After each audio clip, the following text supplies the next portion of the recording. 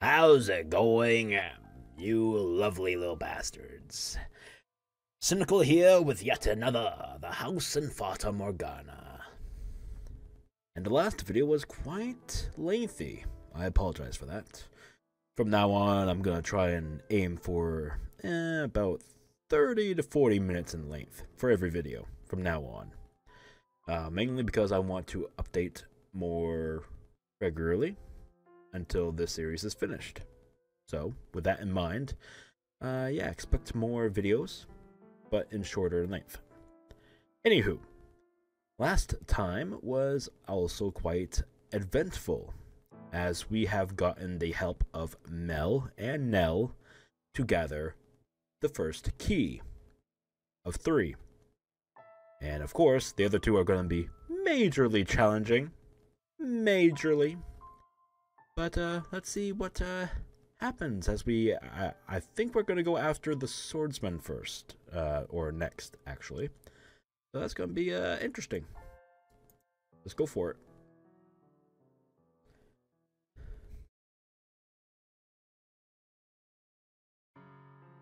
Well, it looks like that's one problem solved. They have finally reached a point in their relationship where they belong. If they could have come to terms with herself sooner, come to an understanding with him, then maybe she could have reeled in her ideals before she lost control of them. Yeah, maybe. This Nell and the other Nell seem to be of the same essence. They both have a somewhat excessive love for their brothers. And that love expressed itself by transforming him into a prince. If she could have done the same thing then as she did here, then maybe their tragedy could have been avoided. Perhaps. This is before then, though. Since they were both able to fix things up in this life, maybe it'll have a positive effect on their next life. Ah, maybe. This could change the future. Certainly a positive outlook on that, but who knows? They may share the same souls, but they lived in completely different times. Do you really think something like this could have any effect on the lives of hundreds of peoples years from now? There's no way to be certain, of course. But considering how tightly the 2 seem to be bound, I doubt it will have no effect. I hope it has some effect. Giselle. I was there, in the mansion, and it all happened. And I just stood by and watched. I feel so guilty about that. If I had done something, then maybe it wouldn't have turned out like that. I hate what I was then. What I was until recently. From the memories I left imprinted throughout the mansion, I showed you bits and pieces of their lives. And as I told you their tale, the only thing I contributed was disparaging commentary. I don't feel like you were that critical of them. I absolutely was. I talked about them like they were somehow beneath me. Yes, you did occasionally offer an opinion on someone or something you showed me beyond the doors. But the fact that you were mostly detached from the events there is what allowed me to get to the core of their characters. If you hadn't been in the position you were, so you could tell me the story the way you did, I would never have been able to talk to them into helping. You contributed more than criticism. Your words weren't for nothing. They made this possible. It makes me feel a lot better, hearing that from you. And if you still regret your inaction, then make up for it now by taking action here, and have faith that it will bear fruit in their next lives. I will. I wonder if Morgana might have a change of heart too. It's not like Mel wanted to bring her so much pain. He deeply regrets what he did, so maybe she won't bear quite as much resentment for him when she learns that. Yes, I know what you're going to say. If that was enough to assuage her? Yeah, assuage her. She wouldn't have held on to her hatred for all those hundreds of years. Still though, I hope it does something for her, however small. As do I. It's gotten pretty late, so I'm going to take Nell back to the college. Okay. If you have some secret plan to get to the other 2 keys, could you fill me in on it tomorrow? Sure. Also, I could get you another room if you wanted. This one isn't the nicest. No, that's fine. I've come to realize I'm more at home in less comfortable environments. But, Mikkel, am I just imagining it, or was that as depressing as it sounded? That's not quite what I was going for. Well, anyway, if you're fine with it, suit yourself. Say, I've got one huge lingering question. If you wouldn't mind enlightening me. Yes? Why would you go to such lengths for me? You seem to know Morgana, so I can understand why you would be fighting for her. But me? I had a part in putting her in that tower. You have every reason to hate me. So why would you want to help me? If this is all it took for me to hate someone, I would curse every last man and woman in this world. I bear no animosity towards you, and even if I did, you have committed to take action. That doesn't explain why you were so concerned about us. It almost seemed like you actually cared about me and Nell. But we are complete strangers. We just met today. Because some part of me couldn't think of you as strangers anymore. Huh? That's right. When you came by this afternoon to talk, you didn't feel like a stranger to me either. It was weird. Like he'd known me my whole life. So I made him into my second brother. Your second brother? Yes, don't be jealous now. You are more than welcome to change the order, Nell. Make him number 2 and me number 1. Yeah. I wish I could join in and be a big sister number 1. I'll have to think about it. After all that, you might be number 1 material. Whoa, why is that even up for consideration? I'm just kidding, dearest Mel.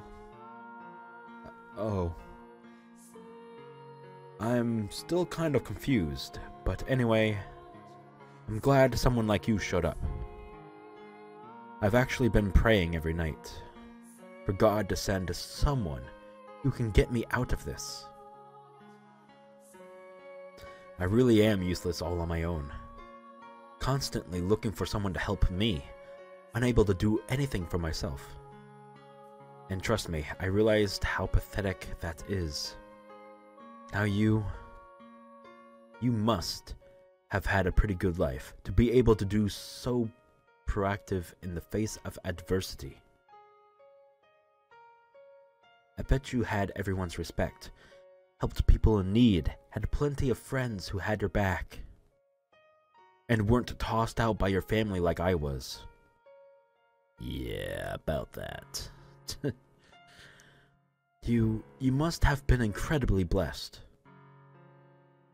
I'm jealous, really. Sorry, that came out of nowhere, I know.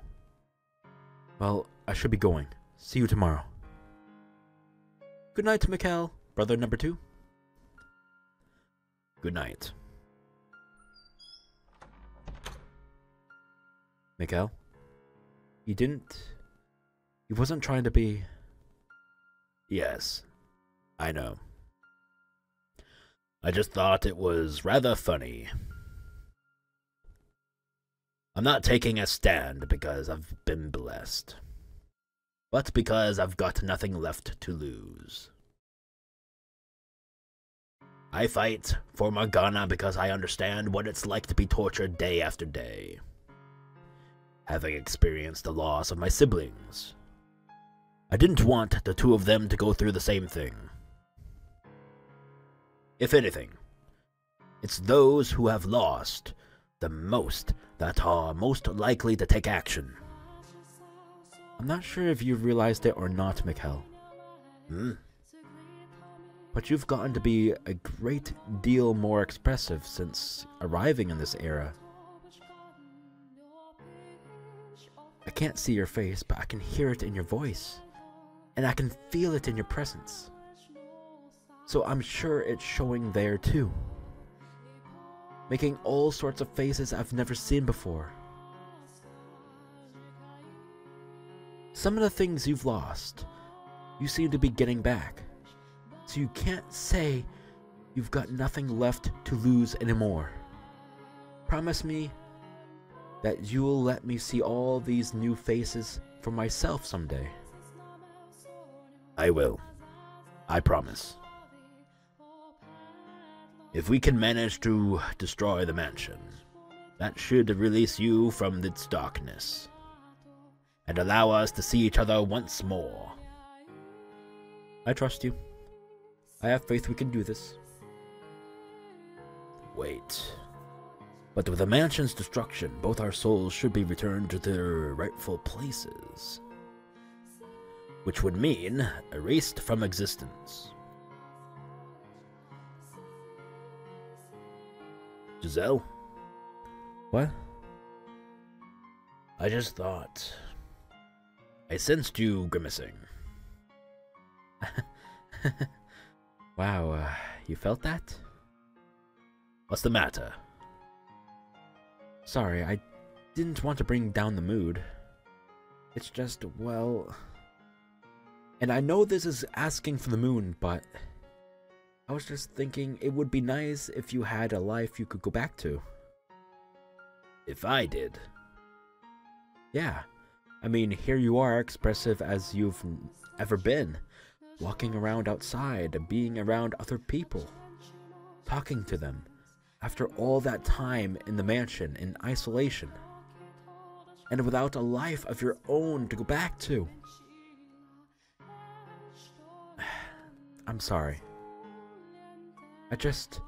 After seeing behind your door, and learning how cruel and inhumane life was to you, I felt like the world could stand to do something good to make up for it. It's done all the good it needs to. I have someone who cares enough to lament my fate.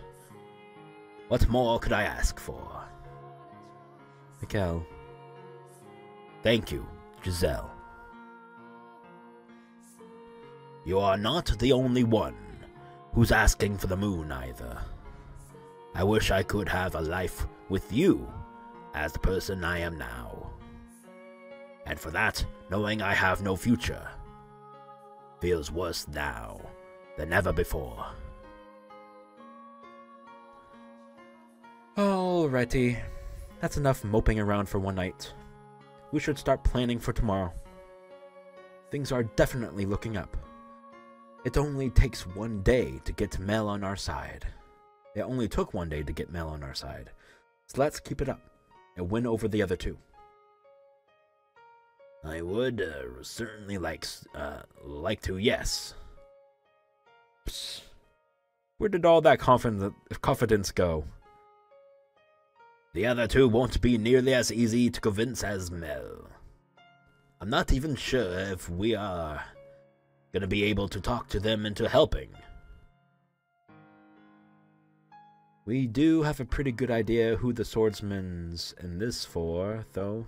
The nun. So maybe we can get to him through her, like we did today with Nell and Mel. Maybe. Alright, then we'll start by approaching her tomorrow. Sounds like a plan. The Lord, though. Him I'm not so sure about. I'm assuming he's from behind the third door. But we didn't run into anyone he was close with today. Oh yeah, true. Which kinda means we should maybe go exploring.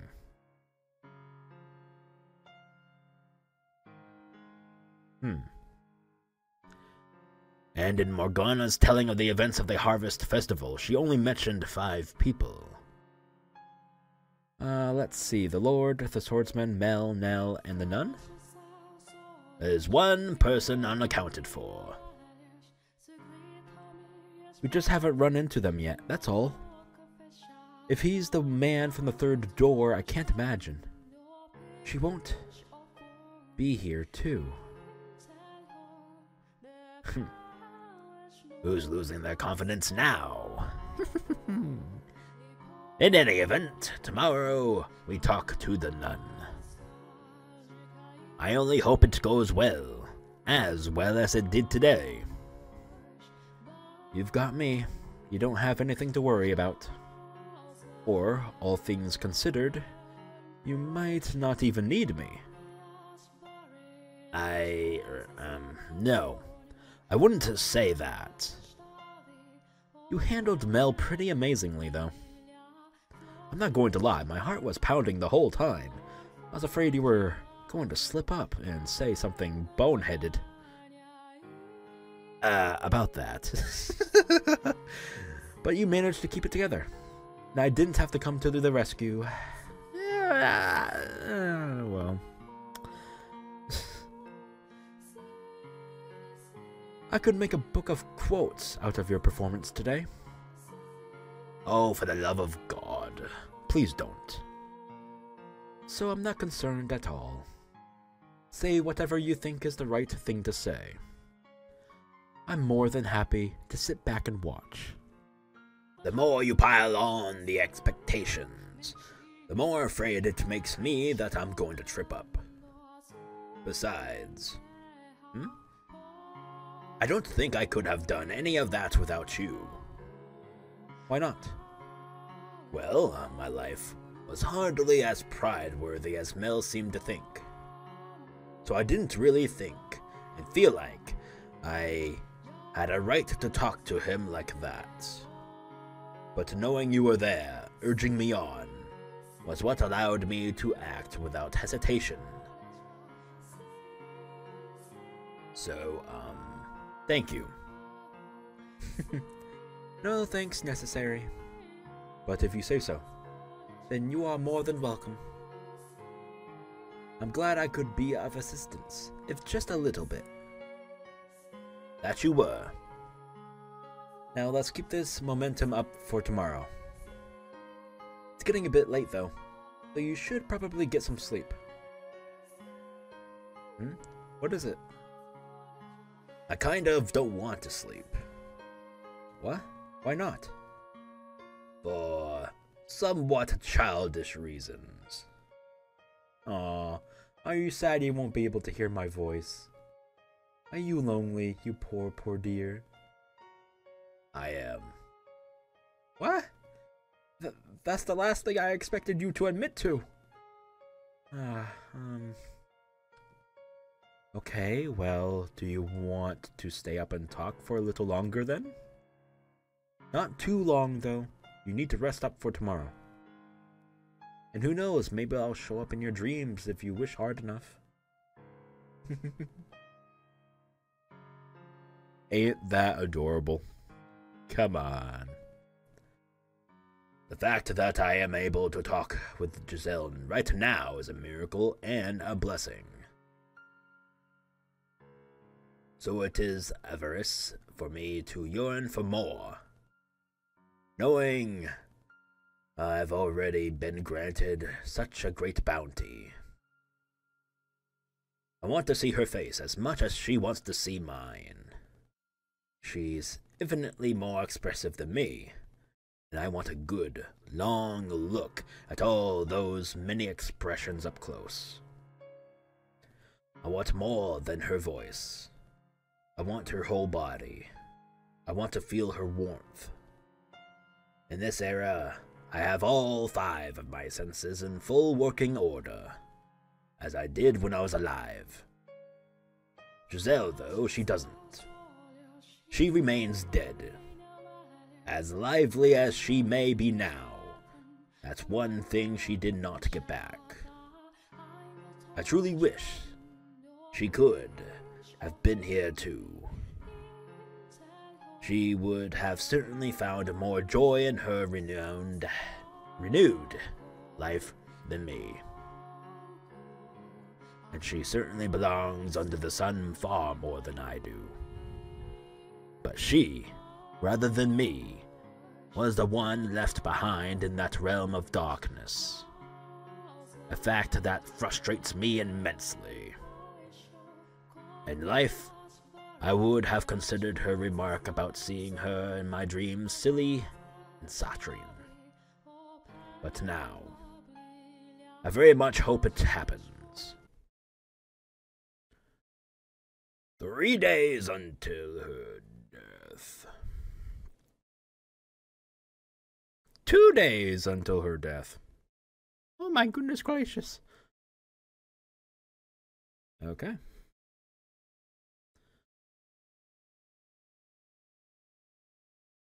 Who could be talking? Wake up. Come on. Wake up, please.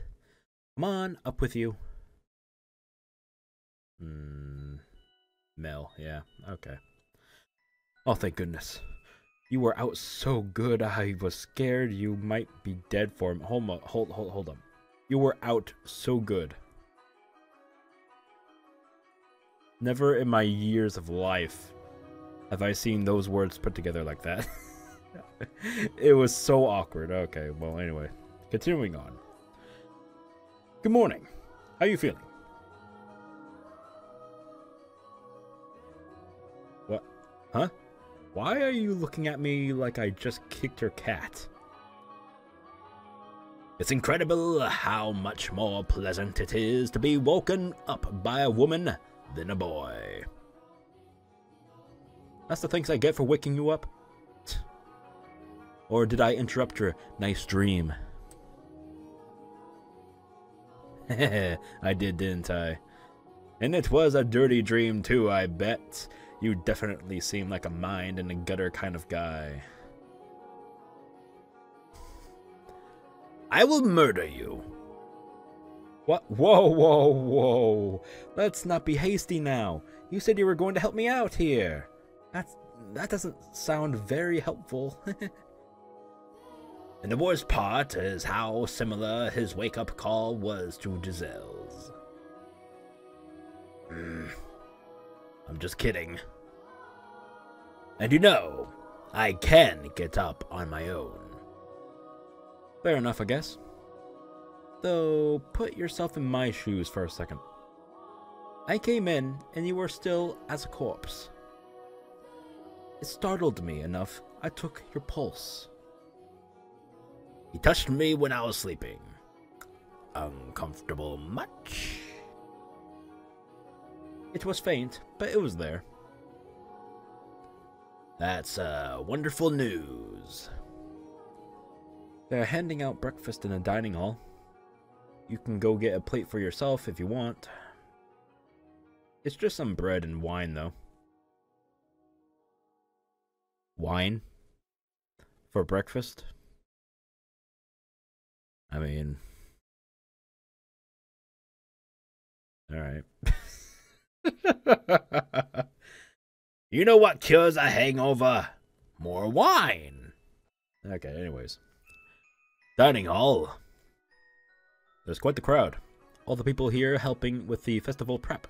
So you should probably hurry if you want to get some. Hold on. I need a minute. My mind's still waking up.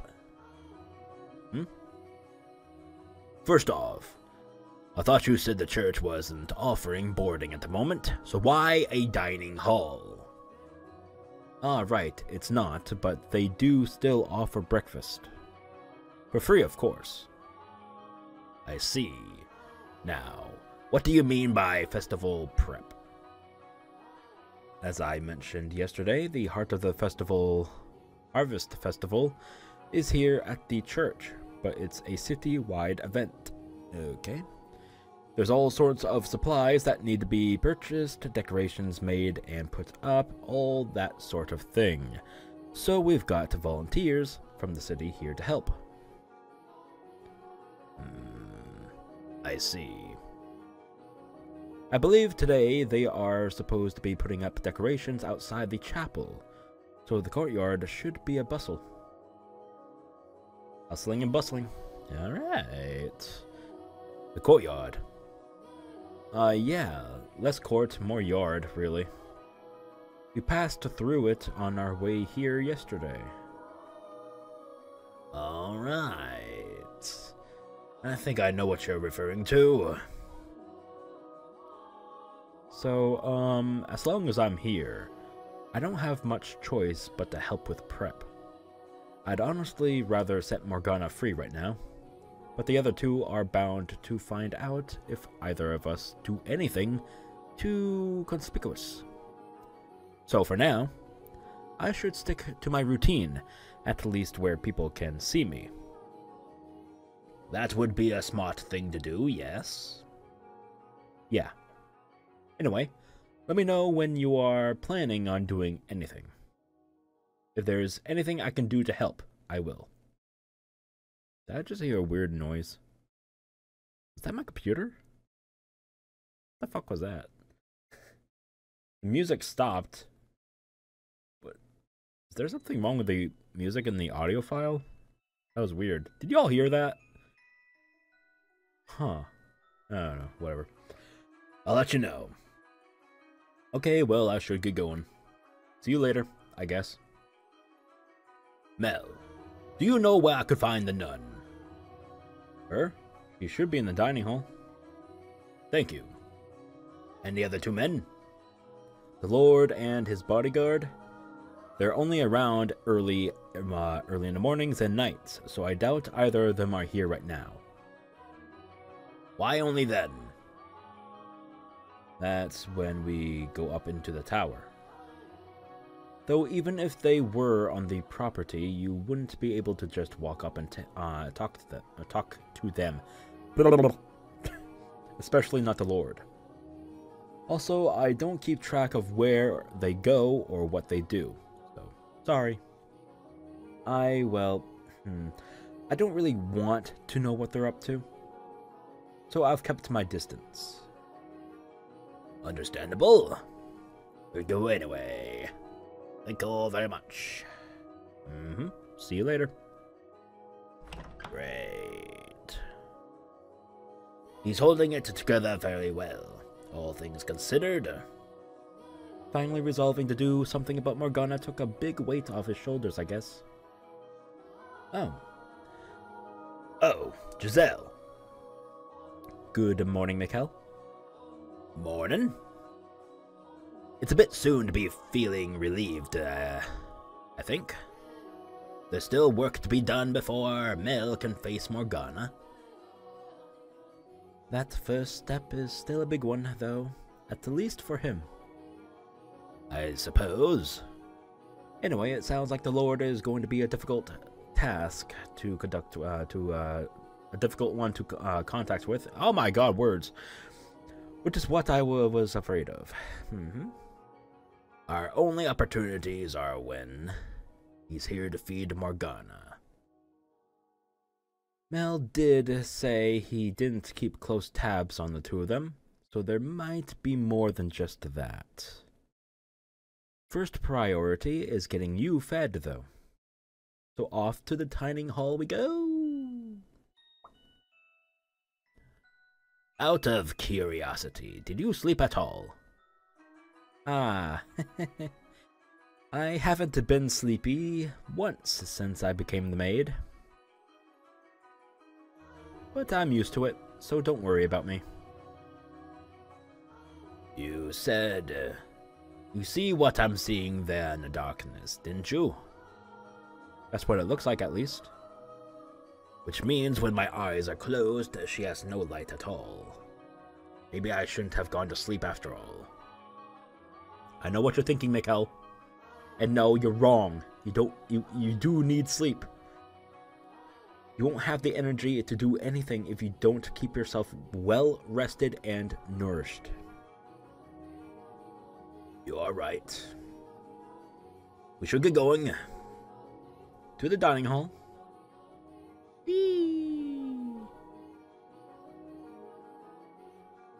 I make my way through the halls to the room with the fireplace, the area I used as a living room, and the area currently serving as a dining hall.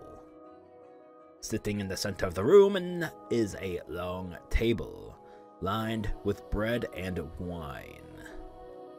Standing behind the table and handing out food to the long line of people is the nun.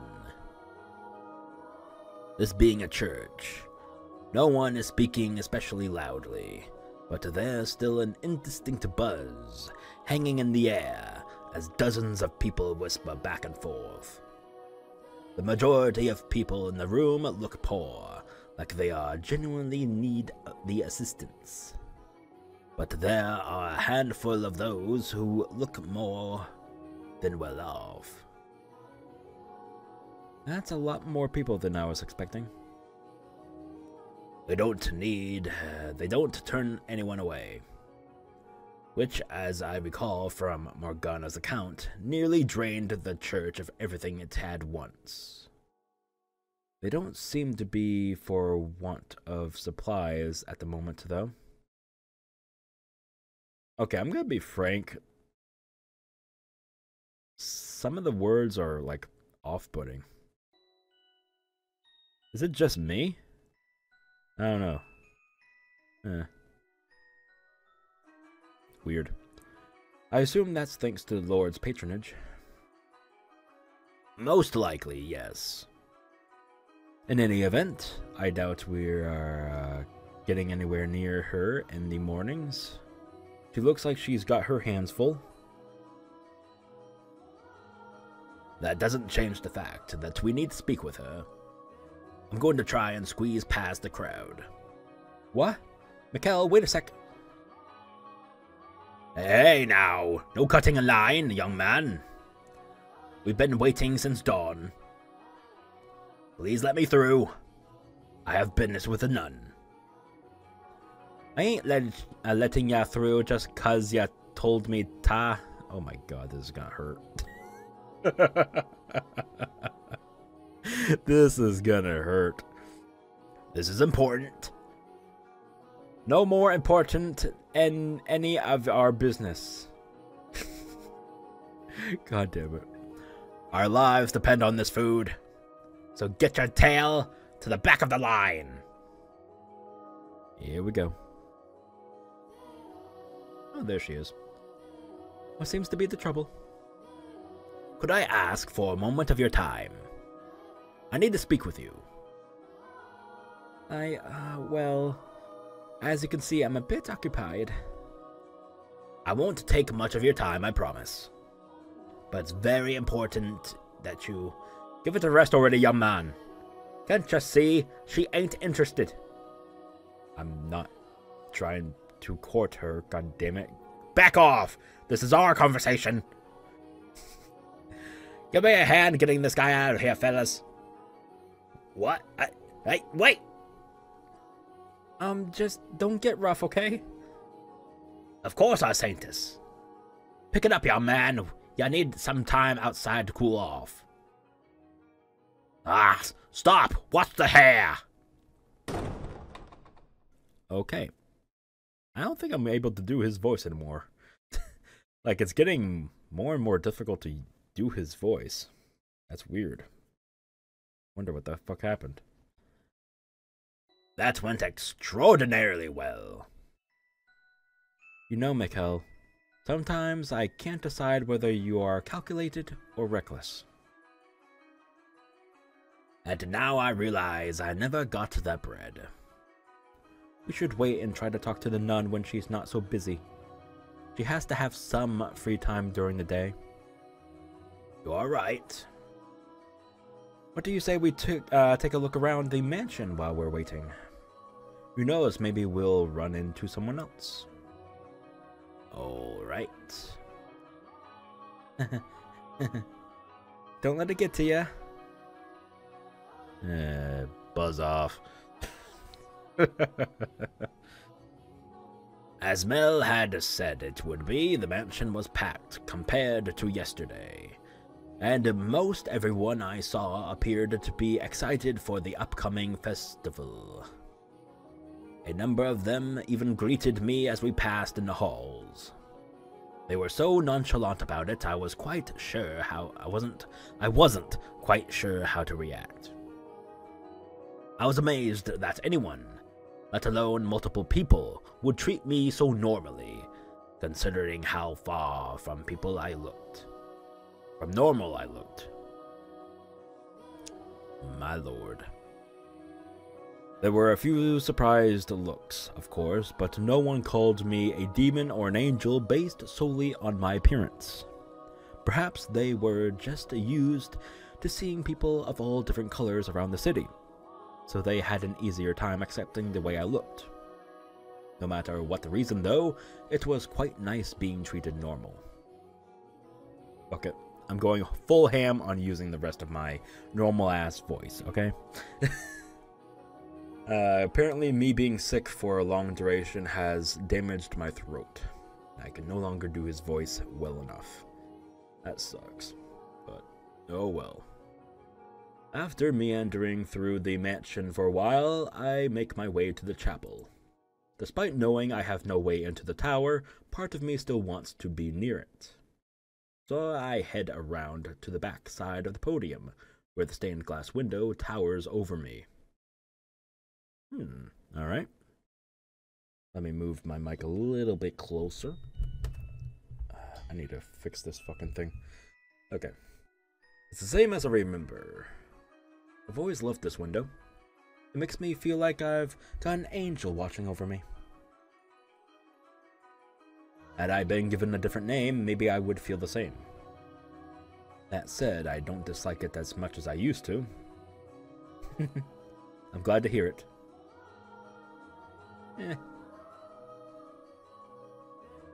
Off to the side, at the very back of the room, is the door leading to the observation tower. It's chained shut, though that's no surprise. The lock is the same one I saw back in the mansion, but the chains are just regular chains. They're not glowing with that awful black light. They are simply dull and gray.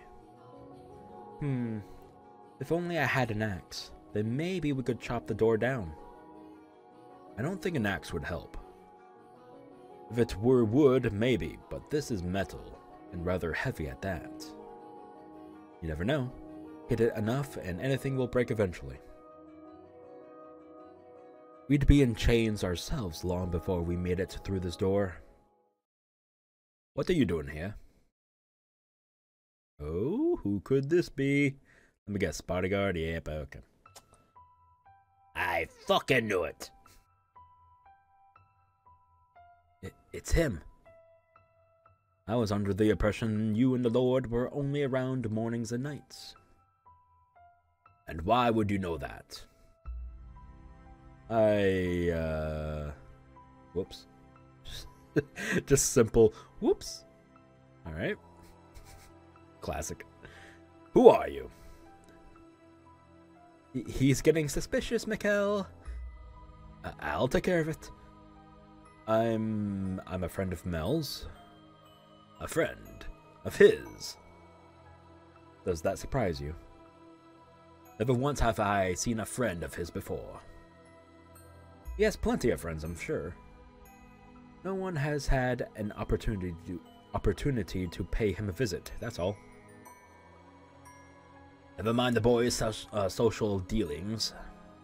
Was he the one who told you my schedule? That I work for the Lord?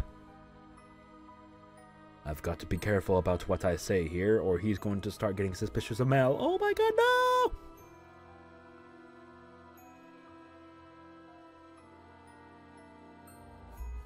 I asked him? Asked him what? I heard some talk around town, saying the Lord was seen coming in and out of this estate on more than one occasion. Naturally, that caught my attention. A lowly peasant like myself almost never has the opportunity to cross paths with the Lord. So hearing he was a regular visiting here, I was hoping to have the honor of catching a glance at him. When I asked Mel about the Lord, he mentioned he had a bodyguard, which got me wondering what kind of person would someone so distinguished entrust his life to? Dig around too much, and you are liable to end up in the ground yourself. Okay. So he told you I was the Lord's bodyguard. Was he not supposed to for some reason? No. It's true, I am his bodyguard. The question is, how did you know it was me? It wasn't difficult. You do rather stand out from the crowd. From Mel's description, I was able to recognize you almost immediately. If our roles were reversed, you would have similarly little trouble identifying me from a short description. The only thing distinct about me is my race. Where do you come from, if I may ask? Beyond the Silk Road. From the east, then? What country? Is that any of your concern? No, I'm just curious. Why is your hair white? Why are your eyes red? They are naturally that color. Is that so? Nature can be quite the ball and chain. Is it just me, or does it sound like he's sympathizing with you? It's hard to say. Honestly, I'm still having trouble reading him. Either way, it sounds like he bought your explanation. So it does, which is a relief. Now, what business do you have with this door? Ah. The door was not my objective. I came to look at the stained glass window. I happened to notice the door with the unusual lock on the side, so I got curious and went to look at it up close. The area beyond the pulpit is off limits? I was unaware. Maybe I'll have to put up ropes then. Why is it off limits, though? Is that any of your concern? No. But the way you are talking about it is, well, it piqued my curiosity. Do you not know how to keep your nose out of places it doesn't belong? Get out of here. And don't come back. As you wish. Hold on. Yes? Your name? Mikkel. Mikkel. Almost the same as the angel there. That would be because I am named after him. Or was named after him. Don't know why it would be past tense, but whatever. I see. What an unfortunate name. I despise angels. May I ask what yours is? I have no name. How convenient. You don't have? What do you... No. Never mind. Very well. Well, that was pleasant. Okay. Like a stone fucking wall. Oh, wow, that was scary. He does not want anyone getting near that door, huh? I thought he was going to pull his sword on you. I wonder, would I die if he tried to kill me? Secret answer is yes! There aren't many people who could get away from a blade like that, especially in his hands, unharmed. You are probably right. Having already died once, the idea of doing so again feels wrong, somehow. You managed to talk him down, though. I'm surprised. You are quite the accomplished liar, Mikkel. Is that so? It's hard to believe that was the same awkward, stuttering Mikkel I know and love. Am I really that much of a bumbling fool normally? I wonder what he was doing back there, though. It's well past dawn. Standing watch, presumably. With as many people there as roaming about, he's probably worried about people like me getting near the door. I doubt he plans on spending much time anywhere else until the festival's over. And with him on guard, we've got pretty much no access to the door. I sure hope we can talk to him over to our side. Mel was never an enthusiastic accomplice. His guilt is what allowed us to win him over and get him to confess everything. On the other hand, he's not likely to be so forthcoming. It all depends on how deep his ties to the nun are. Presumably, she's the reason he's involved. That said, we managed to communicate well enough. Are you still sore that he called you awkward? No, I don't mean me. I mean him. What? Oh. He was far from rational or coherent when he was living with you in the mansion. You are right. He does seem like a completely different person here. Losing his memory in the shipwreck was probably what triggered his transformation into the beast. So I guess this must be what he was like before that. What he carries inside him is no different now than it was then. He's simply able to hold himself in equilibrium now. He's keeping a balance between his rational human side and his violent beast side. He does somewhat remind me of Bestia during his short period of calm. That, or the glimpse we got of him on the ship, while he was still a merchant. I would say that's probably closer to the man here now. Huh? The ship? You were the one who showed me the memory. What? I have no recollection of that. Oh, really now? Well, isn't that interesting? Oh yeah, you also mentioned seeing another woman's memories behind the second door, didn't you? From outside the mansion? You didn't see them, though, as I recall. All I am aware of is what took place within the mansion, as well as whatever Morgana felt like telling me. Resignation. What? Nothing. Morgana mentioned something about me resonating. I don't know why I would be capable of such a thing, but because of what it allowed me to see, it's all but impossible for me to ignore the plight of these people. Anyway, the point is, However rational he may appear, we mustn't forget that that is not the whole picture. He is as much a killer in this life as he was in his next. He's a man of many faces.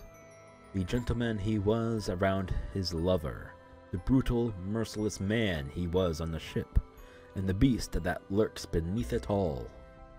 Everyone acts differently depending on who they are around. But there's something unsettling about how he does it. I do wonder what he meant when he said he had no name. As I recall, he was from somewhere far, far away in the second door. And he looks Asian here too, so maybe he's from the same country. He said he crossed the Silk Road, so the eastern end of the continent, presumably. I wonder if he has the same name or not.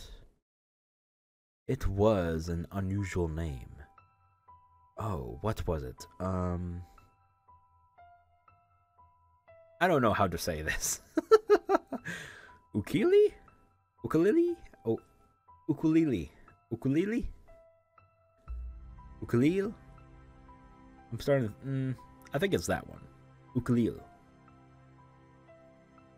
No, that wasn't it. It was... Okay, now that I will never be able to pronounce. Eucalyptus? Eucalyptus? I think. I believe. I get the feeling we're both wrong. Maybe. Oh, shit. And that's I'm farther off than her. It's not the kind of name we are used to hearing or saying. Hopefully we'll be able to get that out of him. Hopefully, yes. But for the time being, we should go looking for the nun. I imagine she doesn't have her hands quite as full by now. Probably not. To the courtyard we go then. Alright, let's go searching for the nun. Let me save. Let me save. Save. Thank you. Do not disable me from saving, please. Okay. Now, as I have mentioned in the beginning of this video here, I'm going to try and do things differently by making each video shorter. But by judging by how long this recording is, I sort of failed. We're already close to an hour. That's fantastic. I went a little bit over, but it's still shorter than my previous videos, right? Maybe? I don't know. Whatever. Okay. Great. But hopefully, we'll talk to the nun in the next video. But until then, hopefully you all stick around. If you enjoyed the video, please leave a like, share the video, and subscribe to the channel if you haven't already. Because next time, we get down to business. Hopefully. See you then. Bye-bye!